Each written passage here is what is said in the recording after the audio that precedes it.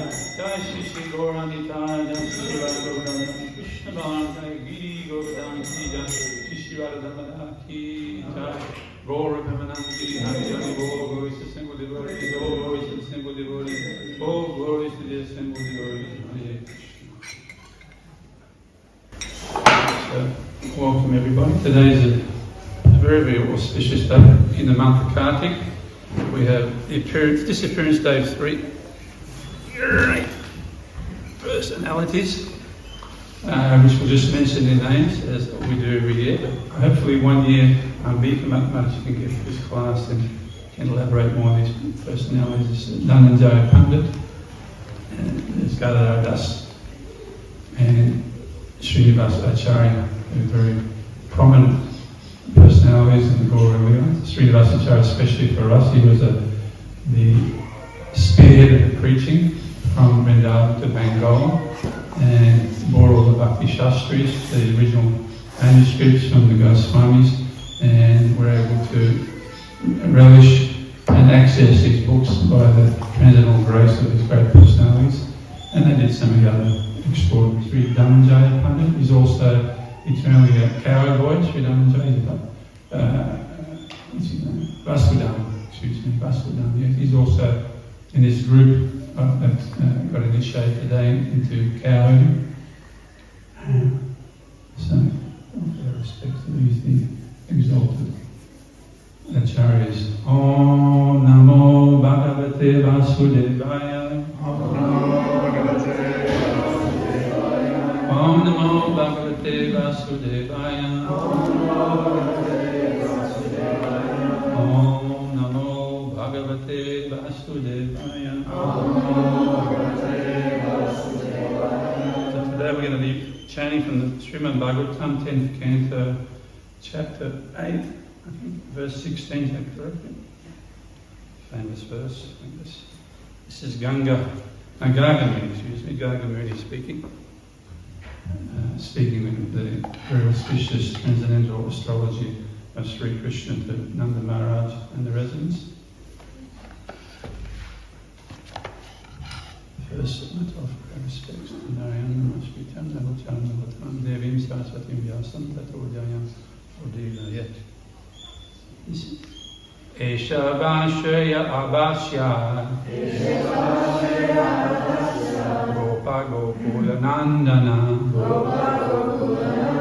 Anina Savadugani, Jujam Manjastarishata, Esha Vashaya Abhashya, Gopa Gopula Nandana, Anina Savadugani, Jujam Manjastarishata, Eshavashaya Abhashya, Gopa Gopula Nandana, Anina Savadugani, Jujam Manjastarishata. Esha, this child, Va, for all of you people, Shreya, the most auspicious, Abhashyat, will act auspiciously. Gopa Gopula Nandana. So I'll read this in 3 parts. Just like a cowherd boy, born in a family of cowherd men, as a son of the estate of Gokul. What a name, Gopa Gopula Nandana. Anena, by him, Savadugani, all kinds of miserable conditions. Judyam, all of you, Anja, easily, Tadishata, will welcome. Translation and purport by His Divine Grace. A.C. Bhaktivedanta Swami Prabhupada Ki Jai. Translation: to increase the transcendental bliss of the cowherd men of Gokul, this child will always act auspiciously for you, and by his grace you will surpass all difficulties. Repeatedly, to increase the transcendental bliss of the cowherd men of Gokul. This child will always act auspiciously for you. And by His grace only, you will surpass all difficulties. So forth. For the cowherd men and the cows, Krishna is a supreme friend. Therefore, he is worshipped by the prayer Namo Brahmaya Devaya Go Brahmana Ita Cha. His pastimes in Gokul, his dharma, always favourable to the Brahmanas and the cows.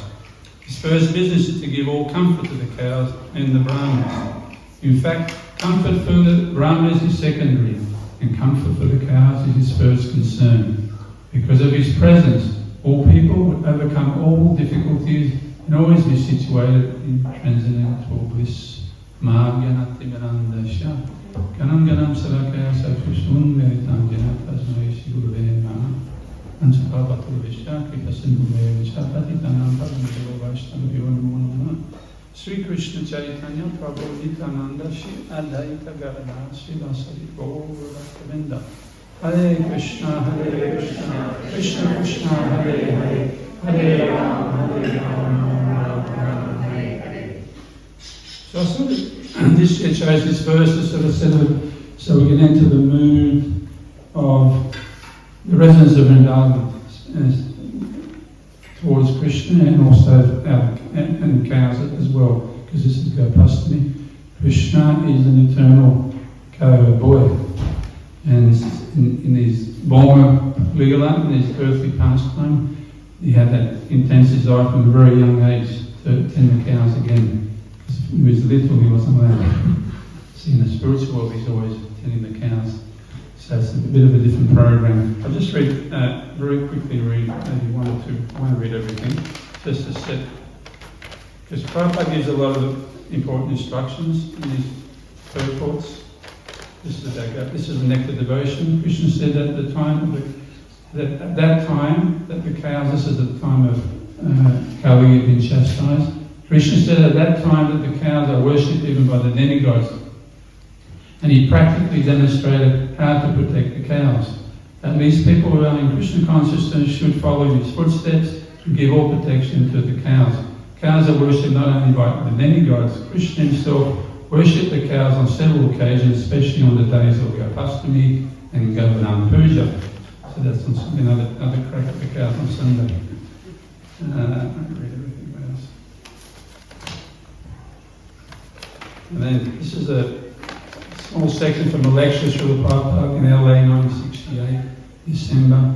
Govindam is a protector and pleasing to the cows. You have seen many pictures of Krishna. He is loving cow. Why cow is loved by him? Why not another animal? There are many other animals. Why particularly cow? Because cow protection is the most important business of the human society. In offering obeisance to Krishna, it is said, Namo Brahmaya Devaya Go Brahmana Devaya. And one quick more little one. So Prabhupada's constantly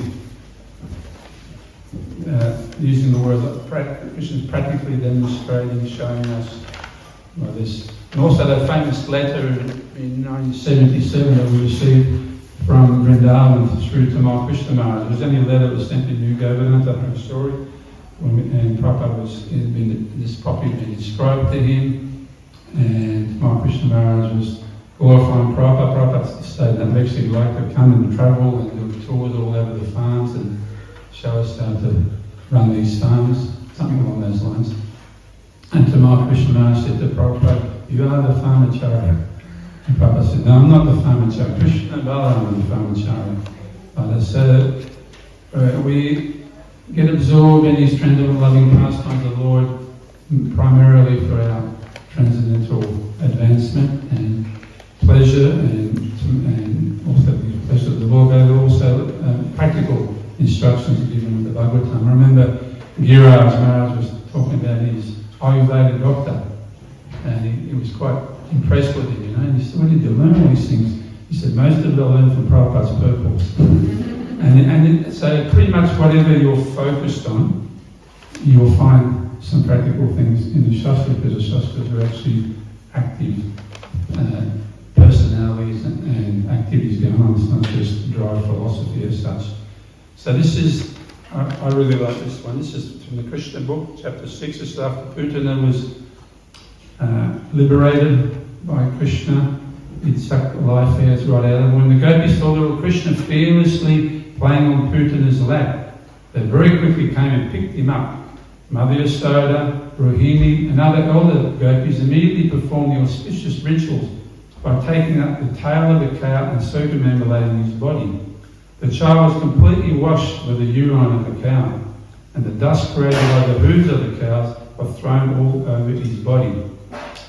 This was just to save little Krishna from future inauspicious accidents. This incident gives us a clear indication of how important the cow is to the family, society, and to living beings in general. The transcendental body of Krishna did not require any protection, but to instruct us on the importance of the cow, the Lord was smeared over with cow dung, washed with the urine of the cow, and sprinkled with the dust upraised by the walking of the cows. So it's again further instructions to the significance. Unfortunately, because we're all raised in the West, our conditioning is totally different towards cows, and we're still there in our layers of subconscious. And cows is something that you kill and eat and make hamburgers out of. That's generally what people do. Most of the devotees, at least that I know, previous to joining, would at some point were eating cows. So that's our conditioning, upbringing. And so we govern that. And then on top of that, then we have what we're taught at school. We're taught about Dharma, how things evolve, and the cow's just some animal that's come out of a couple of rocks eventually, and they're just wild animals. That's all. And some caveman decided to catch one day and milk it, and took the milk home, and his missus made some ice cream. Who knows, you know? That's what we're taught out there, and people believe this sort of stuff. And so again, we're influenced by these ideas because we're brought up that way.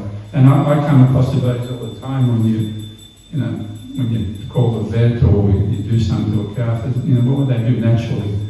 I don't know what they would do naturally. Cows are eternally under the care of humans and demigods as well. Eternally. There's not a moment in history before this universe, after this universe, throughout the spiritual world, at all times that the cows or the wild creatures are always fully domesticated and protected. They're always the people. When Krishna and the cowboys would take the cows out all day long, they would be with them. And occasionally when they get absorbed in their lunches, a couple cows would wander off, but they could be going and get them, but they'd bring them back. And Krishna would personally count the cows. And Prabhupada writes in his purports that just in case any got left behind, that's how concerned he was. So they brought them all back. So that again with people, and if we try and aspire to follow the GBC guidelines, as if you're interested in cow protection, it's called Law 587. And I encourage everyone to come along to read this document, because that becomes our sort of check, and our balance and checks are in those lines of that document. And in there it says you have to count the cows every day. So that when you study both the Bhagavatam and scriptures, and you study the document, you'll be able to connect it all together. You'll see actually the document is based mostly on the teachings of the Shastra. It says, to count the cows, just to name them. Krishna names all these cows. He calls them. I think I've got a couple that he calls me. Any names for white cows?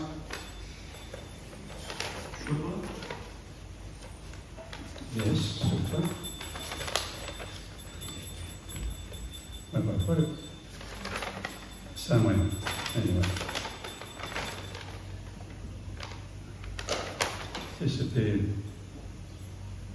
Thus, when Krishna calls out Davali, the name of a white cow, a whole group of white cows come forward. And when he calls Hansi, Chandani, Ganga, Mukta, and so on, 24 other groups of white cows come.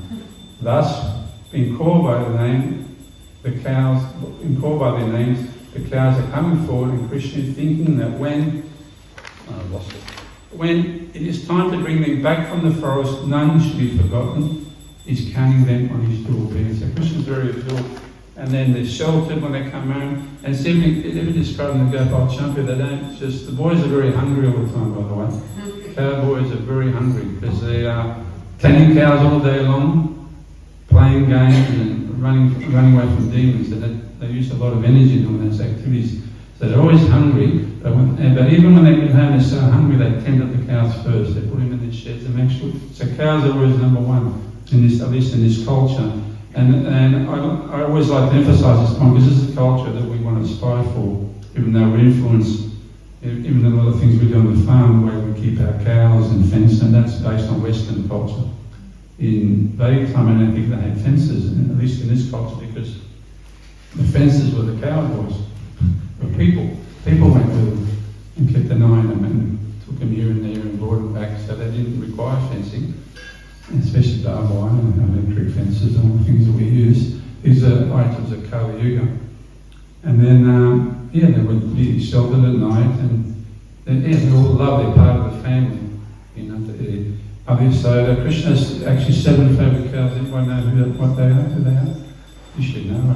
I play these recordings all the time. Anyway, so not only they have incredible qualities. Prabhupada writes in the 9th chapter of the Bhagavatam that they would eat grass that's so flavourless, and the grass was so flavourless, and then the milk would take on flavour. And these, Srila Gopastami in these Radha Krishna Ganesha Dipika, the name 7 of these Sarati cows. The first one is, everyone's been sleeping all night. The most auspicious cow, her name is Mangala. And she has this wonderful moon, and she gets up very, very early. And Mother Yashoda knows that's the time to wake up Krishna. Mangala. And then there's another one called Pingala. The Pingala is, you should know this. Pingala is a yellow, naturally yellow cow. And the milk is also yellow and natural turmeric flavour.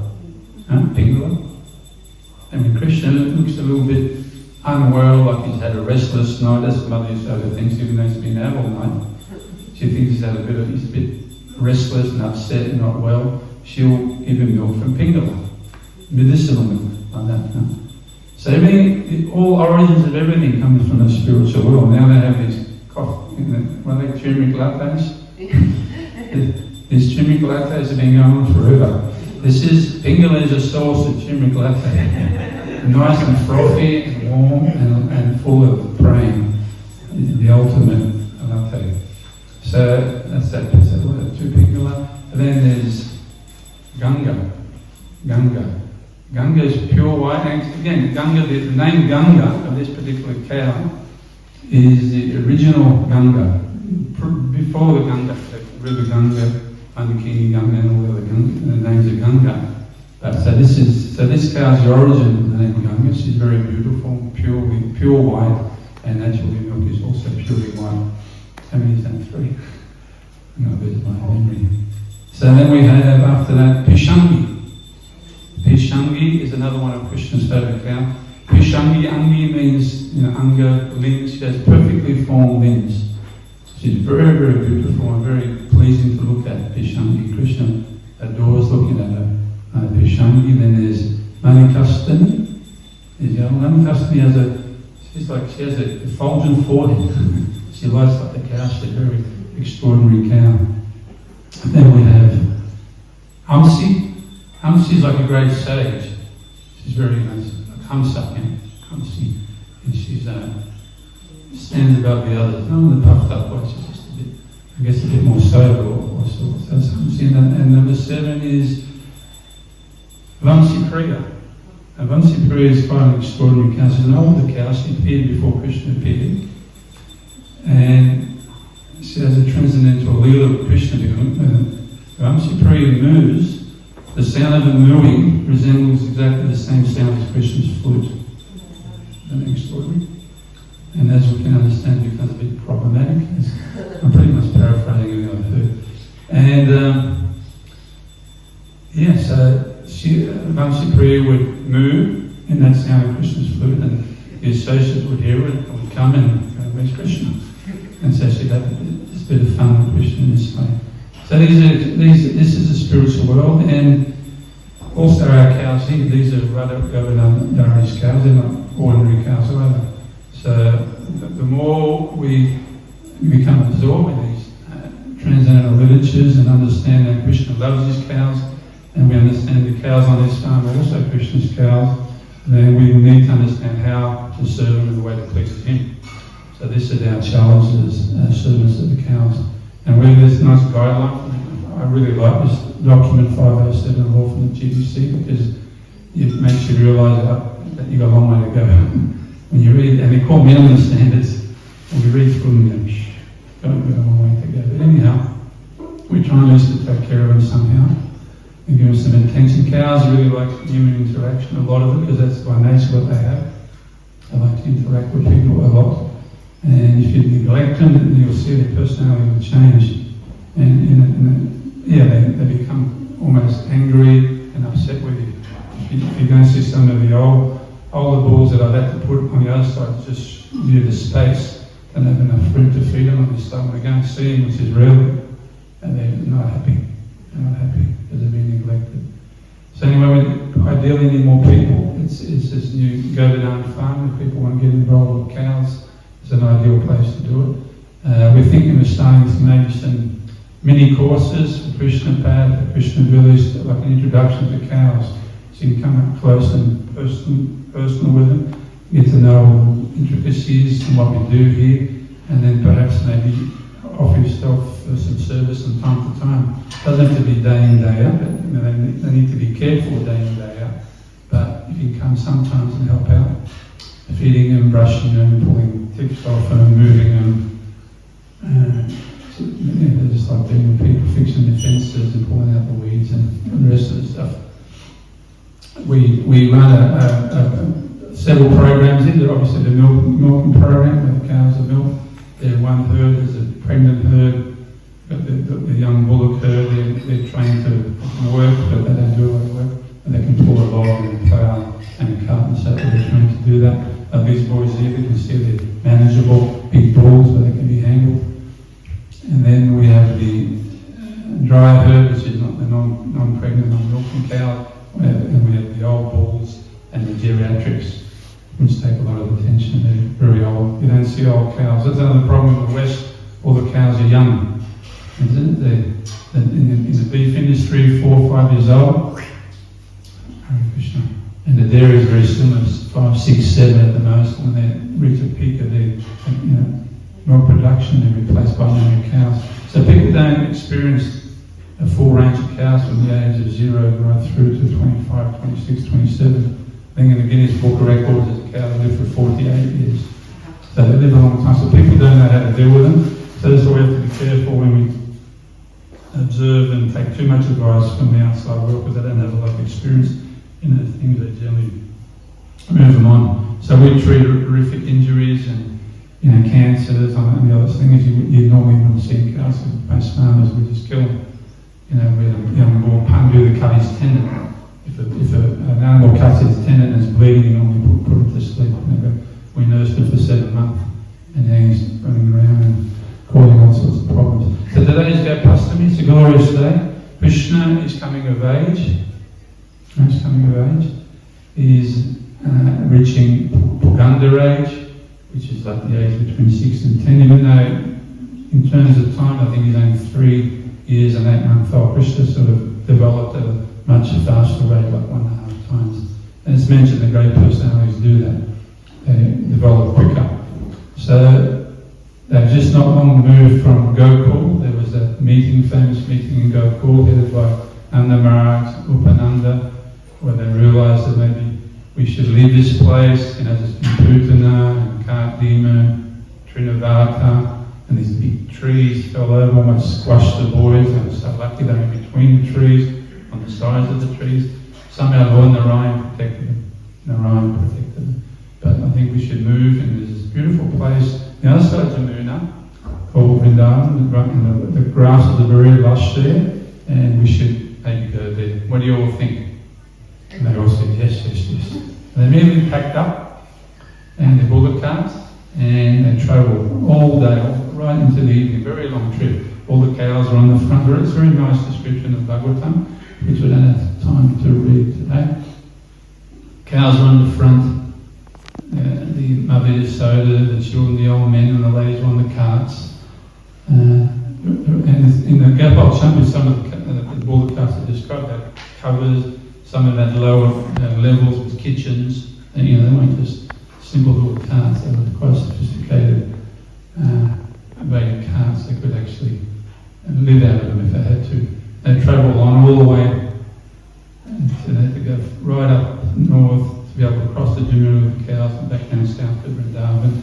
But in the evening, the Bhagavatam described they set the carts up in a big half-moon shape with big thorny bushes behind them for protection. Further described in other shastras that some slept out, camped out, some slept in tents, some slept on the bullock carts. And eventually they were weary from their travel, and there was those nice sounds of the wrestling, the leaves and the natural sounds, and they all dozed off into a tremors into sleep. Not like us, a very sweet sleep. And they were out like a light, and what were they dreaming about? Krishna. Like that. And then in the Brahma Bhagavata Purana, something that Indra Maharaj brought up last year, or the year before, 2020, there's further explanation what happened during the night. Anyone knows what happened during the night? Somebody turned up. Vishvakarma. You all know who Vishvakarma is? Vishvakarma is the architect and interior designer and landscape artist of the higher planet, I should say. It actually has a transcendental mind. Extraordinary person. So he turned up immediately. As soon as they went out, he was there, and he came with millions, it's described, of celestial tradespeople. No youths, no blue singlets. There were stonemasons and carpenters and artists of all sorts. And then within his mind, he started thinking of the needs of the residents of Vrindavan and also Krishna. And they went about and built the original town of Vrindavan during that night. It's described. A very beautiful building. First they made all the homes for the residents, and they were beautifully crafted with sandalwood doors and sunken courtyard, the fountain. They're gorgeous, lots of precious stones and shining jewels. And there was apparently constant chariots from the Svargaloka coming with building materials continuously. And nobody wake up. These are celestial beings. Sometimes people speculate about the great buildings, the pyramids and other things built them, and say maybe the aliens came down. People say you're crazy or something, but they do come down. But they're not funny looking dudes, with green spaceships, and they're chariots, and they're very vaulted and very beautiful, and they wear garlands, and they're devotees. So they do come down and visit us from time to time. So they created, so all night long and then they built cow sheds for all the cows. And then inside Vishvakarma's mind, the original palace of Vrindavan manifested. So he actually built this extraordinary palace. The description is very lengthy, but it's just something that you can't imagine. It said this town of Vrindavan would excel the future city of Dwarka in beauty and opulence. It's beyond our imagination. But still, Vishvakarma wasn't satisfied. Then he wanted to do more. Then he started decorating the Vrindavan forest. He put in park benches and beautiful parks and kunds and pathways. He built this big, what's it called? I can't remember what it's called. Circular arena for the Rasalila. And it's explained as a transcendental mind, and he realised at the end when he was looking at these wonders that there's no way he could have done this. He realised Krishna had empowered him to do all this. He's not an ordinary personality, Vishvakarma, just look at the services that he does. It's something to walk. And Bhagavatam also builds that Norva Vrindavan. Those are familiar with that pastime, when Krishna's feeling separation. And he's in a messed up way, feeling so much separation from it. And then it's decided that Vishvakarma built like a replica of Vrindavan in Dwarka, and they were able to take Krishna there to get some relief. So Vishwakarma is another ordinary personality. So now they're set up, and then back in Gokul, when Krishna had been very anxious to get out with the cows, and sometimes Nanda and the elder Gopas, this will give great anxiety to Mother Yasoda, because such a little boy with the big cows, and she sort of told Nanda, you just can't do this, and made him stay back. But then eventually Krishna and Balaram, the boys, would sneak out into the forest to try and follow the cows, and they'd get lost for the day, and it became problematic. So then it was decided they quickly got together to do something. So they decided they're old enough to maybe hurt the calves. So then they started herding, and herding the calves meant they were close by, and they didn't go out for so long. And Mother Yasoda could send out lunches and keep an eye on them, and it was tolerable to some extent. This. So that was, now they're in Vrindavan, he's coming to that older age. He's really wanting to herd the cows and go out all day long. And Nanda Maharaj notices him, he's talking to all these brothers on the side, and having a bit of a whisper.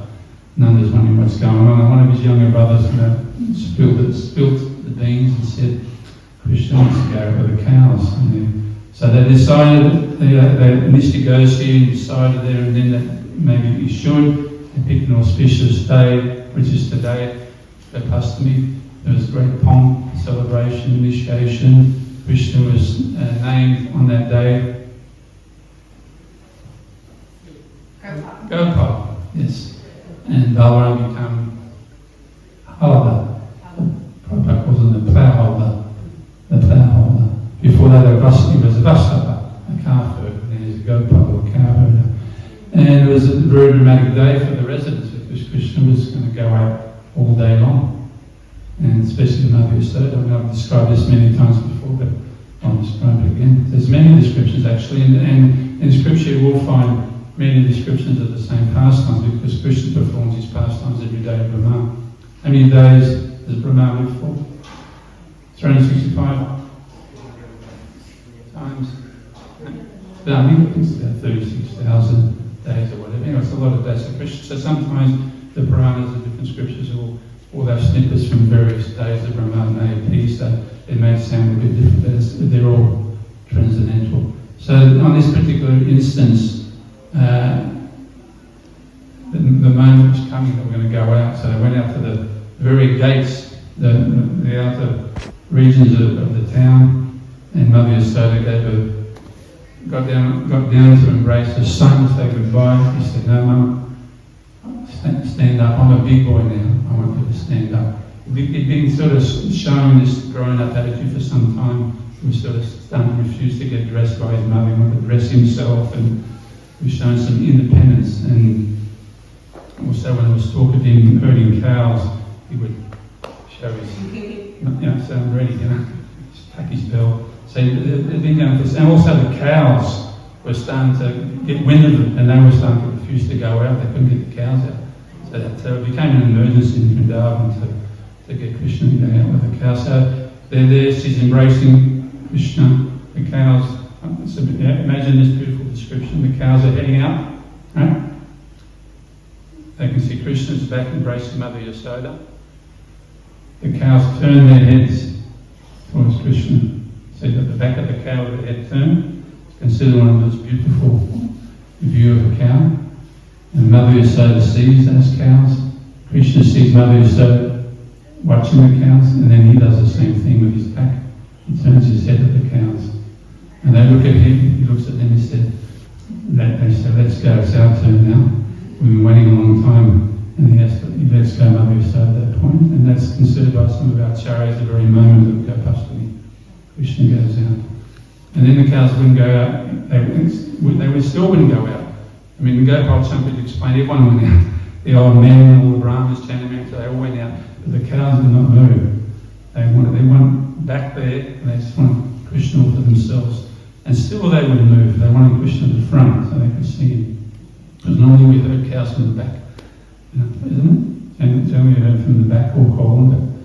So Krishna, and I've mentioned this before, if you see all the paintings of artists, so Krishna's always at the front of the cows.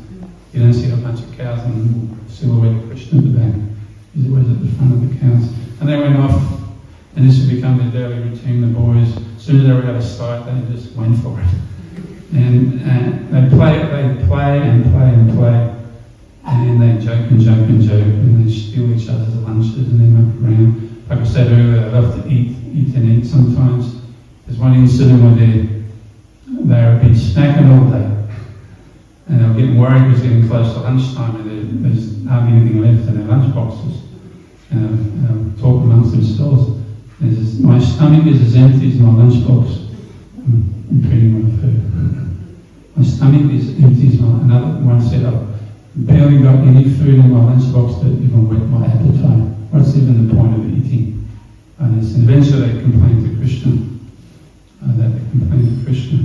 And Krishna said, if you remain again paraphrase, you remain satisfied and what you have, you'll be satisfied, and Lord Narayan will be pleased with you. And even with a morsel of food, if Lord Narayan is pleased, you'll be fully satisfied. And with a great feast, without these blessings, you'll still want more. So Krishna spoke to the boys in this way, pacified them, and then they took in the transcendental philosophy and sat down to eat the leftovers. But all of a sudden their lunch boxes filled right up. It was full of sweetgrass and butter and all the cow boys, they love their dairy. And they ate. And as much as they could eat, it would just fill up again. When Krishna's transcendental mystic powers. And then when they were fully full, their lunch boxes were still full. This is one of the side benefits of going out Krishna. He takes care of things. You know, another time they were totally run out. They were like empty. And Sri Dhamma said to Krishna, we're just going to go on. We're just going to eat, you know. There's no way we're going to be able to take the cows back, you know. They were dry this time. And Krishna smiled and played his flute.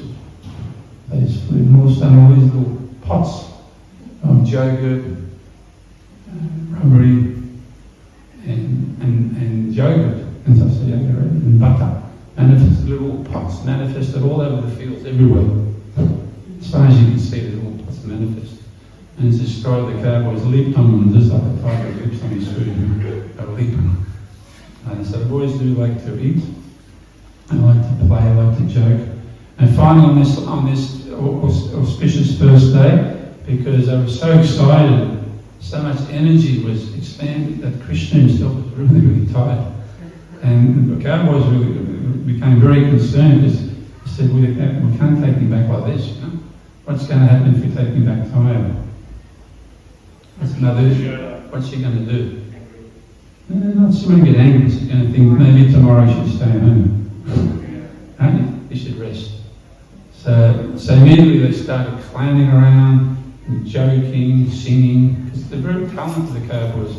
They can keep an eye on the cows while they're running along, keep an eye on Krishna and thread a garland all at the same time.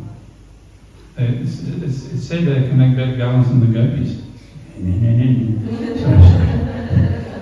So they play beautiful musical instruments, but they're really good at clowning, especially Mandamangala. They do all sorts of Prabhupada. It's only funny if you're a cowboy. Prabhupada writes someone's purport somewhere. Where is it? Krishna said that at the time that the cows are worshipped by them. I've read that one. Anyway, that's why I don't have to do notes for class, because I can't even read my own notes.